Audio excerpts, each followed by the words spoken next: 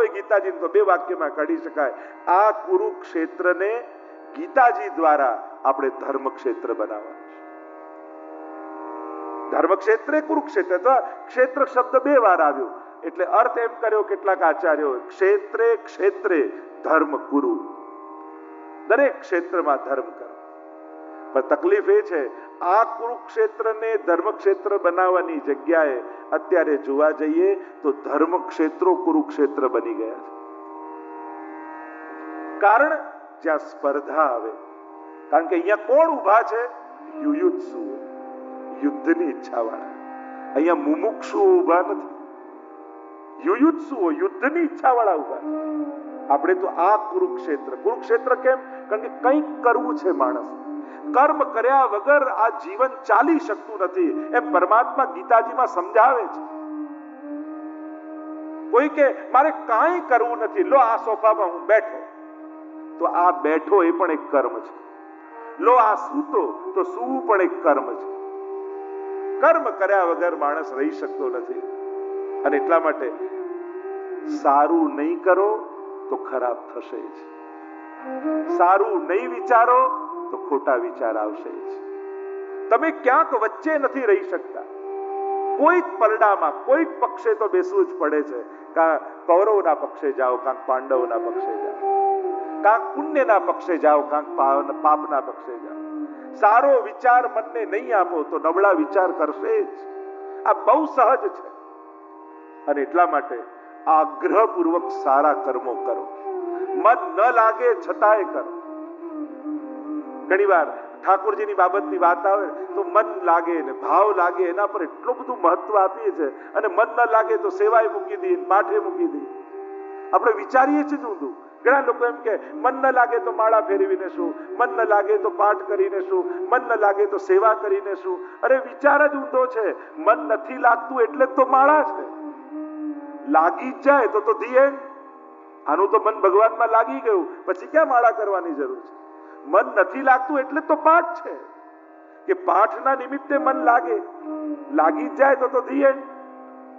અને એટલા માટે ઊંધું ન વિચારો. મન લગાડવા માટે તો આ છે, એટલે તો માળા છે, એટલે તો પાઠ છે. અને એટલા માટે અભાવે પણ કરો, ઉભાવે પણ કરો. કોણે કહ્યું કે અભાવે કરીએ ને કુભાવે કરીએ તો ફળ ન મળે? ફળ આપે છે ભાઈ કુભાય અનખ આલસુ. ત્યાં સુધી તુલસીદાસજીએ કહી દીધું, કોઈ પણ રીતે ઉલટા સુલટા વાવીએ જો ખેતર મેં બી.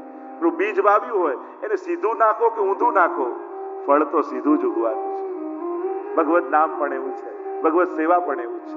તો ધર્મ ક્ષેત્રે કુરુક્ષેત્રે, આ કુરુક્ષેત્રને ધર્મક્ષેત્ર બનાવવાનું છે. અથવા કુરુક્ષેત્ર એ ધર્મક્ષેત્ર છે. કેમ? એમ કહેવાય છે કે કુરુ રાજા હતા, જેના પરથી આ લોકો કૌરવો કહેવાય. એ એટલા ધર્મશીલ હતા, આટલા મોટા ચક્રવર્તી રાજા હોવા છતાં પ્રજાના કરથી આવેલો એક પણ પૈસો પોતાના માટે વાપરતા નહીં. પોતે આ જગ્યા ઉપર ખેતી કરતા અને જે અન્ન પાકતું એ અન્નથી પોતાનો નિર્વાહ ચલાવતા, પણ એમ માનતા કે પ્રજાનું કર એ તો પ્રજા માટે છે. આવા ધર્મશીલ રાજા અહીંયા ખેતી કરતા, એટલે આ સ્થાનનું નામ કુરુક્ષેત્ર ધર્મક્ષેત્ર છે. ધર્મક્ષેત્ર કુરુક્ષેત્ર. આપણે ત્યાં 3 સ્થાન કયા છે: તીર્થ, ક્ષેત્ર અને ધામ.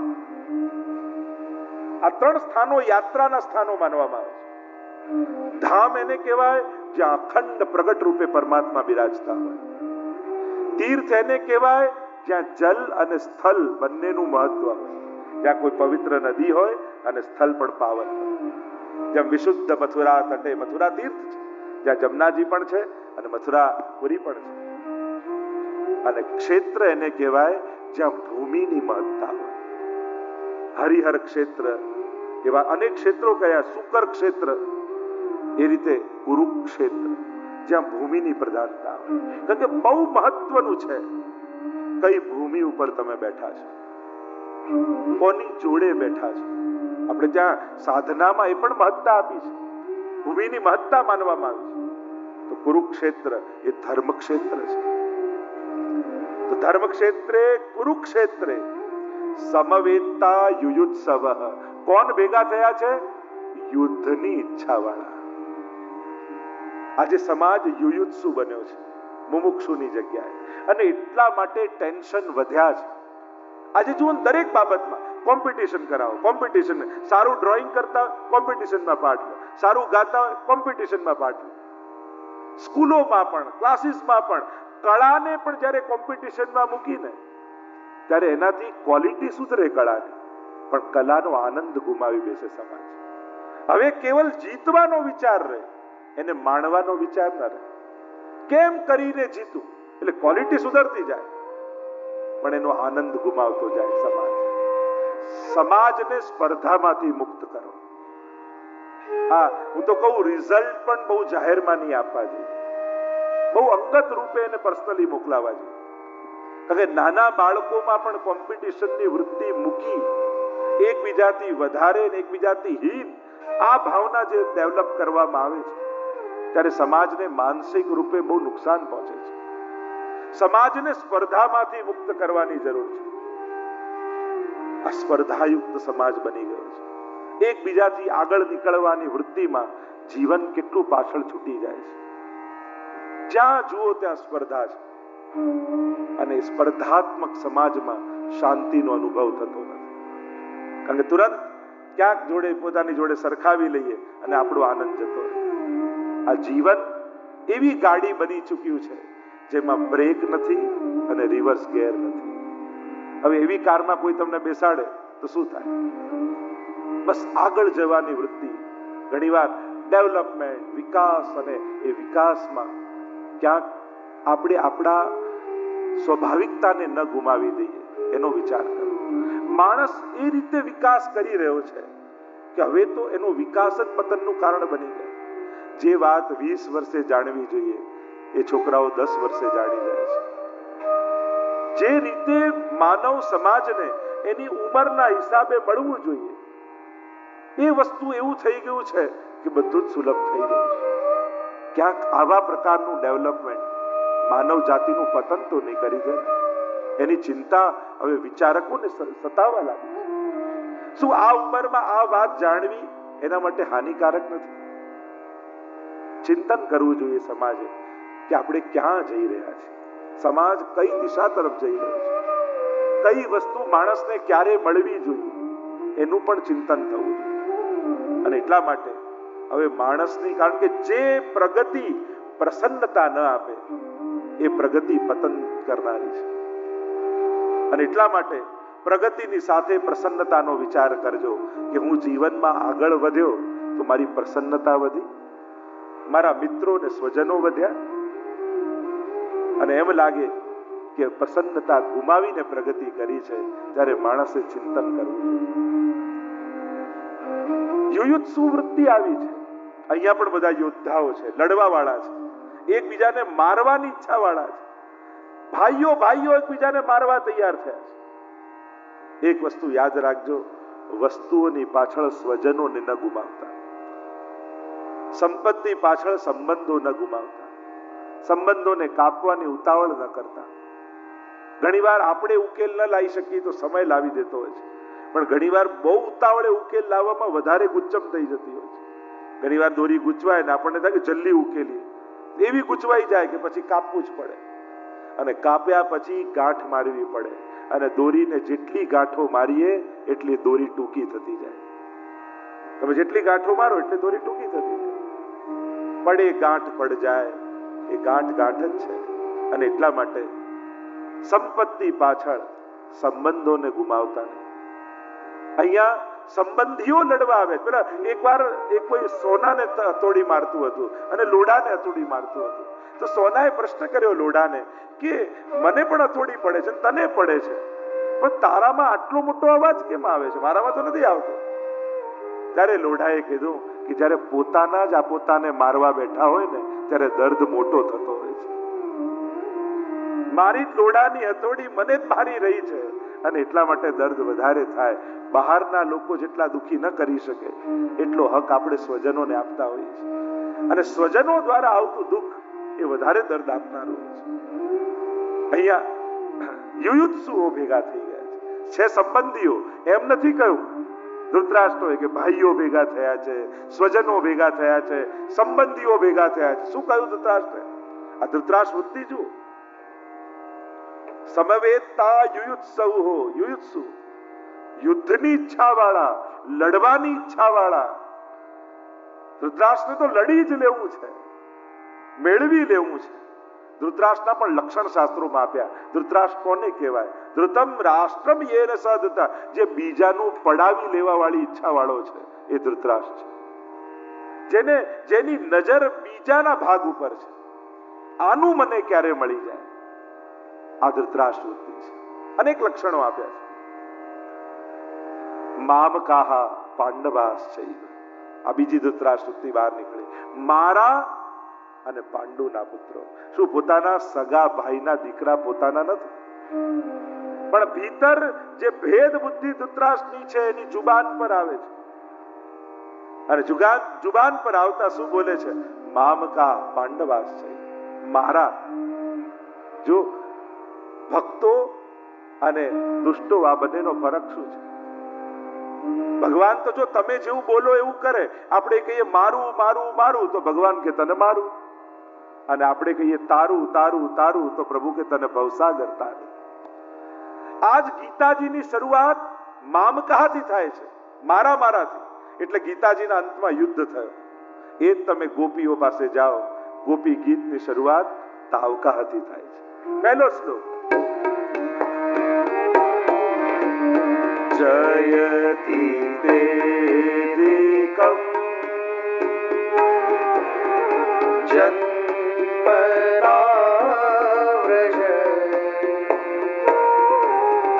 શ્રયત ઇન્દિરા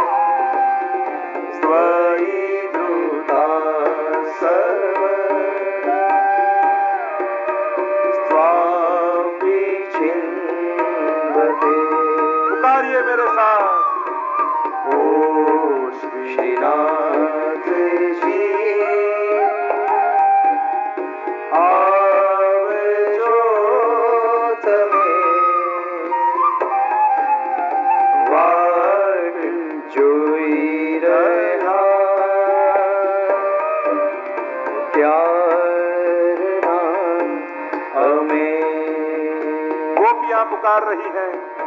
प्रभु आप जब से ब्रज में प्रकट हुए, ब्रज की शोभा अनेक गुनी बढ़ गई। गोपीઓ શું કહે? તાવકા હવે તમારા છે, અને તમારા છીએ એટલે તમારા પર હક જતાવીએ છીએ.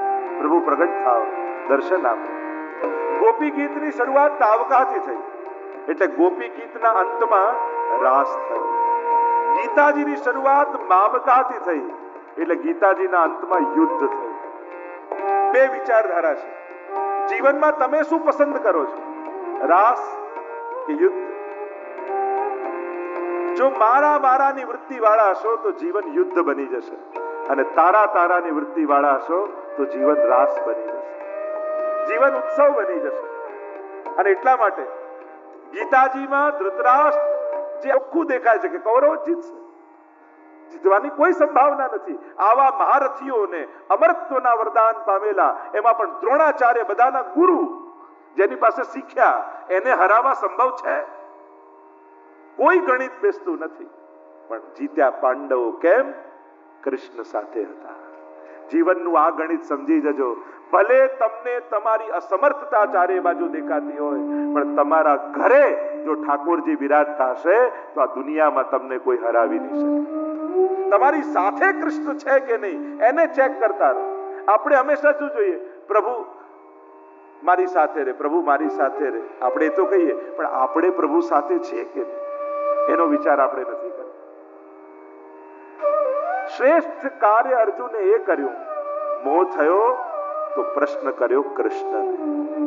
બસ જીવનમાં ઘણીવાર મૂંઝવણો કોઈ નાદાન વ્યક્તિ આગળ મૂકશો ને તો એ મૂંઝવણોને એટલી જટિલ કરી નાખશે કે એમાં ફસાઈ અને તમારું પતન થઈ જશે.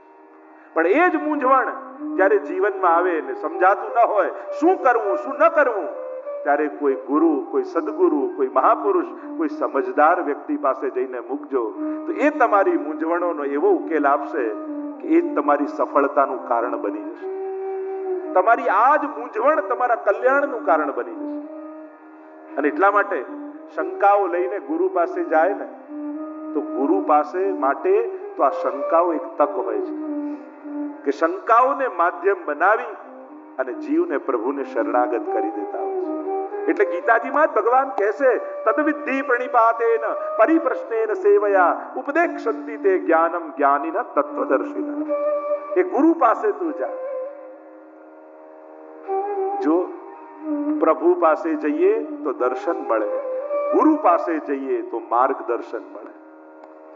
અને આ બે જેના જીવનમાં છે, પ્રભુ દર્શન અને ગુરુનું માર્ગદર્શન, ગુરુના પગે તો પડો છો પણ ગુરુના પગલે ચાલો ને તો જીવનમાં સાચું કલ્યાણ થાય. ખાલી વંદન કરીને નીકળી જઈએ પણ જો એની આજ્ઞામાં જીવીએ ને તો જીવનનું કલ્યાણ થાય. કારણ કે ગુરુ પાસે 3 શક્તિ હોય: દૂરદર્શન, દૂર શ્રવણ, જો આપણે ત્યાં કહ્યું ગુરુ સમદર્શી હોય, પારદર્શી હોય અને માર્ગદર્શી હોય. આ 3 ગુણ જેનામાં હોય એ જ ગુરુ છે. ગુરુ બનીને પ્રભુ અર્જુનનો સ્વીકાર કરે છે. કારણ કે જ્યારે અર્જુનને સમજાય નહીં કરવું શું ન કરવું, ત્યારે એક સમજદારી કરી કે મને સમજ નથી પડતી એનો સ્વીકાર પ્રભુ આગળ કરી લીધો. આ બહુ મોટી વાત છે. પોતાની અજ્ઞાનતાને સ્વીકારવું એ જીવનનું સૌથી મોટું જ્ઞાન છે. માણસ પોતાનું અજ્ઞાન અને પોતાની ભૂલ આ બે સ્વીકારી લે ને તો એના અડધા પાપ તો ક્ષણમાં સમાપ્ત થઈ જાય. ભગવાનને 3 બાબતમાં બહુ હસવું આવે. એક માણસ એમ કે ને મને બધી ખબર છે, મને સમજાવવાની જરૂર નથી. પ્રભુ હસે છે. માણસ બીજું આમ જો બોલે ને મેં મારું ફ્યુચરનું બધું પ્લાન કરી રાખ્યું છે, ભગવાન ખૂબ હસે. આ તારું પ્લાનિંગ છે, મારો પ્લાન કંઈક જુદો છે. યા માણસ એવું બોલે ને હું છું ને તો બધું ચાલે, જે દિવસે હું નહીં રહું તો ખબર પડશે કેમ ચાલે છે. ત્યારે પણ ભગવાન હશે કે તું નહીં રહે ત્યારે વધારે સારું ચાલશે. કારણ કે ઘણી વાર નડતર રૂપ જ આ હોય, આ જાય એટલે બધું વધારે સારું થઈ જાય. આ તો આંગળીમાં પાણીને આંગળીમાં નાખવા જેવું છે. આપણે આંગળી નાખીએ ને આમને એમ લાગે જો ખાડો પડી ગયો, પણ જ્યાં આંગળી કાઢો ને ક્યાં પુરાઈ જાય. દુનિયામાં ભગવાને કોઈ એવો મહત્વનો બનાવ્યો જ નથી કે જેનાથી દુનિયાનું કામ રોકાય. કેટલા મહાપુરુષો આવ્યા, મહાત્માઓ આવ્યા, અવતારો આવ્યા, વિચારકો આવ્યા, પણ કોઈ ના ગયા પછી દુનિયા રોકાઈ નથી.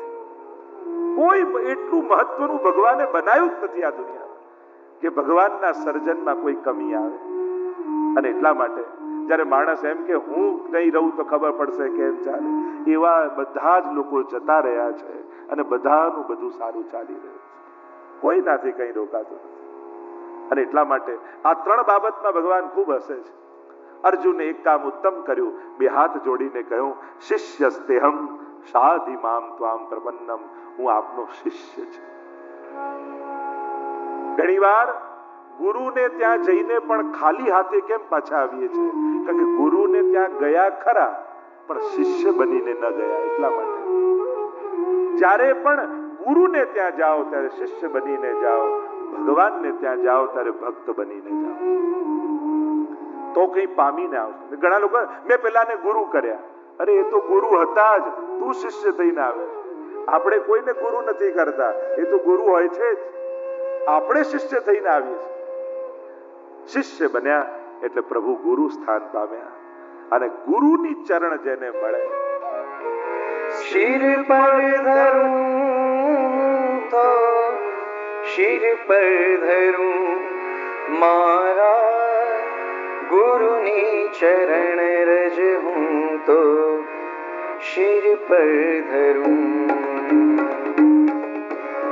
શિર પર ધરું તો શિર પર ધરું મારા ગુરુની ચરણ રજ હું તો શિર પર ધરું. ગુરુ અને શિષ્યનો સંવાદ, કૃષ્ણ અર્જુન સંવાદ. શિષ્ય બન્યા અને હવે ગુરુ બનીને ઉપદેશ આપવા લાગ્યા, જ્ઞાન આપવા લાગ્યા. અત્યાર સુધી સારથીનો ભાવ હતો, સારથીનો ભાવ હટ્યો અને ગુરુ ભાવ આવ્યો. વેદ પુરાણે જેનો મહિમા વખાણે, વેદ પુરાણે જેનો મહિમા વખાણે, જાણ્યા પછી હું શિદને જ્યાં ત્યાં ફરું મારા ગુરુની ચરણ રજ હું તો શિર પર ધરું. કમલાજીને પૂછ્યું ગુસાઈજીએ, મહાપ્રભુજીને શું કરીને જાણો છો? તો કે પ્રભુજી પણ અધિક. તો પ્રભુજી અધિક કેમ? ત્યારે કહ્યું દાન બડો કે દાતા. ત્યારે ગુસાઈજી આગળ વાત કરે છે કમલાજી, મોટું કોણ, દાન કે દાતા? કરોડો રૂપિયા પડ્યા હોય પણ કોઈ આપનારું ન હોય તો એ ક્યાંય જાય? કહ્યું કે દાન એ પરમાત્મા છે પણ દાતા એ મહાપ્રભુજી છે. અમે ક્યાં શ્રીનાથજીને ઓળખવાના હતા? અમે તો જાણતા ય નહોતા, પણ પોતાનું સર્વસ્વ અમારા વલ્લભે અમને દાન આપી દીધું છે એટલે શ્રીજી કરતા પણ અધિક માનું છે. ગુરુ સમદર્શી હોય, ગુરુ પારદર્શી હોય અને ગુરુ દૂરદર્શી હોય. આ ત્રણ લક્ષણ જેમાં હોય ગુરુત્વ છે. જે મોટો હોય ગુરુ, જે નાની વાત ન કરે, જેની સમજ મોટી હોય, જેનો વિચાર મોટો હોય, જેનો ઉચ્ચાર મોટો હોય. ગુરુ સમદર્શી, બધા માટે સંભાવ. ગુરુ પારદર્શી હોય અને ગુરુ દૂરદર્શી હોય. ભવિષ્યમાં શું થવાનું છે જાણતો હોય અને શિષ્ય માટે અત્યારથી એનો રસ્તો મોકળો કરે. જ્યારથી એ જાણ્યો એના રચના પ્રતાપને, જ્યારથી એ જાણ્યો એના રચના પ્રતાપને, ત્યારથી લલાટે એનું તિલક કરું મારા ગુરુની ચરણ રજ હું તો શિર પર ધરું. શિર પર ધરું તો શિર પર ધરું મારા ગુરુની ચરણ રજ હું તો શિર. કૃષ્ણ અર્જુન સંવાદ ગીતાજીમાં બીજો સંબંધ છે ગુરુ અને શિષ્યની વચ્ચે, અને પ્રભુએ પોતાનું ગુરુત્વ છેક સુધી નિભાવ્યું છે. આજે અર્જુન શિષ્ય બન્યો છે. ત્રીજો સંબંધ, ત્રીજો સંવાદ બે સખાઓની વચ્ચે છે. સખેતી મત્વા, વારંવાર ભગવાન સખા કહી અને અર્જુનને સંબોધે છે. ગીતાજીના સંબોધનો પણ અદ્ભુત છે. જે નામથી અર્જુન કૃષ્ણને બોલાવે અને જે નામથી કૃષ્ણ અર્જુનને બોલાવે, કેવલ સંબોધનો ઉપર પણ કેટલી ગહનતા, કેટલી ચર્ચા થઈ શકે. સખાઓની વચ્ચેનો સંવાદ છે. અને ચોથો સંવાદ એ ભક્ત અને ભગવાનની વચ્ચેનો છે. સ્વયં ભગવાન વિરાટ સ્વરૂપનું દર્શન આપે છે, વિશ્વરૂપનું દર્શન અર્જુનને કરાવે છે. અર્જુન દર્શન કરે છે. આજ બધા યોદ્ધાઓ ભગવાનના મુખમાં જઈ રહ્યા છે. ક્યાંક સર્જન છે, ક્યાંક વિસર્જન છે. આખું બ્રહ્માંડ પરમાત્માની ભીતર છે. અને આવા બ્રહ્મ રૂપના દર્શન પરમાત્માએ કરાવ્યા. પોતાનો પરિચય ભગવાને કરાવે છે. યસ્માત ક્ષરમતીતો અહમ અક્ષરાદપી ચોત્તમ અતોસ્મિ લોકે વેદે ચ પ્રથિત પુરુષોત્તમ. હું એ ક્ષર, અક્ષર અને પુરુષોત્તમ છું. એમ ભગવાન તરીકેનો અનુભવ કરાવ્યો. પહેલા તો દર્શન ન થયા. કહ્યું ભગવાને કે આ લૌકિક ચક્ષુથી તને મારા દર્શન નહીં થાય. દિવ્યમ દદામિ તે ચક્ષુઃ, દિવ્ય ચક્ષુ આપ્યા છે. અને ત્યારે ભગવાનના ભગવત્તાના દર્શન થયા.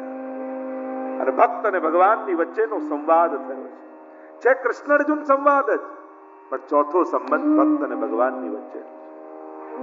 સખાઓની વચ્ચે, જો ભગવાનના સખાઓ પણ તમે જુઓ તો આટલા સખાઓ પ્રસિદ્ધ છે. એક બાલ ગોપાલ, બધા વ્રજના સખાઓ. પછી પ્રભુ પધાર્યા મથુરા, ત્યાં ભગવાનનો એક સખા છે ઉદ્ધવ. જો ઉદ્ધવ ગીતા પણ એકાદશ સ્કંદમાં કહેવાય છે.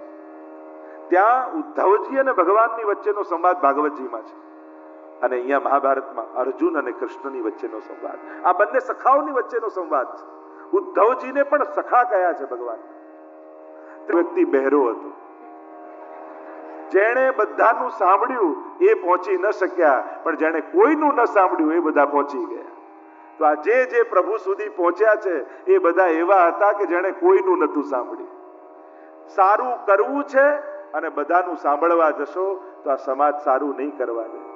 કરવું જ છે તો લાગેલા રહેશો કામમાં, તો લોકો તમારું સાંભળવા લાગશે. તમે બદલાવા તૈયાર થઈ જશો તો લોકો તમને બદલ્યા જ કરશે. તમે મક્કમ રહેશો તો લોકો તમને અનુકૂળ થવા લાગશે, તમને સુવિધાઓ ઊભી કરવા લાગશે. ઘણા લોકોને એમ જોયા કે બહારનું ન ખાતા હોય, ઠાકોરજીને ધરેલું એટલે, અને બહુ મક્કમ. પહેલા તો લોકો કોશિશ કરે કે આ છોડે. આપણને બીજાના નિયમો તોડાવવામાં જેટલી મજા આવે છે, અને ખબર નહીં શેની મજા આવે છે. તમે એમ ભલે ક્યાંય નહીં, પણ અમારે ત્યાં તો ખાવું જ પડે, અમારે ત્યાં તો પીવું જ પડે, અમારે ત્યાં તો આ કરવું. શા માટે? એની એકાદશી છે, કરવા દો ને. એની એકાદશી તોડાવીને આપણને શું સંતોષ મળશે? એનો નિયમ તોડાવીને આપણને શું મજા આવશે? કોઈ ધર્મ કરતો હોય, આપણે ન કરી શકતા હોઈએ, પણ જે કરતો હોય એને મદદરૂપ થવું એ પણ ધર્મ છે. ના, અમારા માટે તમારો નિયમ ન તોડતા. તમે કહો તો હવેલીમાંથી પાતળ લાવી દો, તમે કહો તો ફલાર તમને કરી દો, પણ અમારા માટે, અમને રાજી કરવા માટે તમારો ધર્મ મૂકતા નહીં. આવી સમજદારી, આવી મેચ્યોરિટી સમાજમાં ક્યારે આવશે? આપણે તો પેલો બિચારો ન કરે તો એ આપણને ખોટું લાગી જાય, અને પેલાને એમ થાય કે આને ખોટું લાગશે, લાવ આજે છોડી દો. હવે આવું એક લૌકિક ખુશી માટે કોઈના ધર્મ શું કરવા મુકાવવા? કોઈ પાળે છે, કોઈ કરે છે, કરવા દો. તમારે ખવડાવવું જ છે તો અડધી દુનિયા ભૂખે મરે છે, એને ખવડાવો. એને ખવડાવવામાં રસ નથી. આપણને તો જેને નથી ખાવું એને જ ખવડાવવામાં મજા આવે. લોકોનો આ ખબર નહીં કઈ ખુશી છે આ. જેને ખરેખર ખાવાની જરૂર છે, જેના જીવતરની, એને કોઈ જીવવા નથી દેતા. જીવે છે મોતના વાંકે, એને કોઈ મરવા નથી દેતા. ધરાયેલાના મોઢામાં પરાણે કોળિયા દે છે, ને ભૂખાને કાજ વાસી ભાત પણ વધવા નથી દેતા. સુખડને ઘી થકી બળતા સબો ધનવાનના મોંઘા, ને ગરીબની લાશ પર પૂરું કફન પણ ચડવા નથી દેતા. તો આવી વિચિત્રતા સમાજમાં છે. જેને ભૂખ છે એને કોઈ ઘૂસવા નથી દેતું, જેને ભૂખ નથી એને જમવાના રોજ આમંત્રણ હોય છે. પણ મૂળ વાત, સમાજે થોડું મેચ્યોર થવું જોઈએ. જેને ધર્મ કરવો છે એને અનુકૂળતાઓ આપો, એને શરમમાં ન નાખો, એને ભયમાં ન નાખો કે આને ખોટું લાગશે. ઉલટાનું તમે પાળશો ને અમારે ત્યાં, તો અમને વધારે ખુશી થશે કે અમારા ઘરે આવી તમે એકાદશી કરી. કેટલું મોટું પુણ્ય કહેવાય. લોકો તો ઊંધું લે, અમે કઈ ખરાબ છીએ કે અમારે ત્યાં ના જમો, અમે નીચા છીએ, અમે આવા છીએ. આમાં પણ લૌકિક અર્થ કાઢવા. આમાં કોઈને નાના મોટું બતાવવાનું નથી હોતું. એક વૈષ્ણવનો આગ્રહ છે, મારા પ્રભુને નથી ધર્યું એ મારાથી કેમ લેવાય? મારા પ્રભુને ધરીને લઈશ. ગીતાજીનું વચન છે, આપણે નથી કહેતા. પુષ્ટિ માર્ગ નથી કહેતું. યત કરોસી યદસ્નાસી યત જુહોસી દદાસી યત તપસ્યસી કૌંતેય તત્પુરુષ મદર્પણ. આ ગીતાજીનું વચન છે. તું જે ખાય, જે હોમે, જે કરે એ પહેલા મને થાય. તો પ્રભુને ધરીને જે લે છે, જેના જીવનમાં સેવા છે, મરજાદ છે, કોઈક નિયમો છે, એ નિયમો આપણા ખુશી માટે કોઈના મુકાવતા નહીં, તો એ પણ મોટો ધર્મ થશે. એ પણ એક સમજદારી થશે, એ પણ એક મેચ્યોરિટી. જેને પાઠ ઘરે રખાયા હોય ને એ તો પાઠ કરી જ ના શકે. આવો બેન, આવો ભાઈ, ખુરશી આપું, આ આપું, આ આપું, એ વ્યવહારમાંથી બહાર ના. ઉલટાનું આપણે એમ કેવું, જો અમારી કોઈ વ્યવસ્થા ન કરતા અમે અમારી રીતે ગોઠવાઈશું, તમારા ઘરે પાઠ છે, તમે કરો, આગળ બેસો. એ સમયે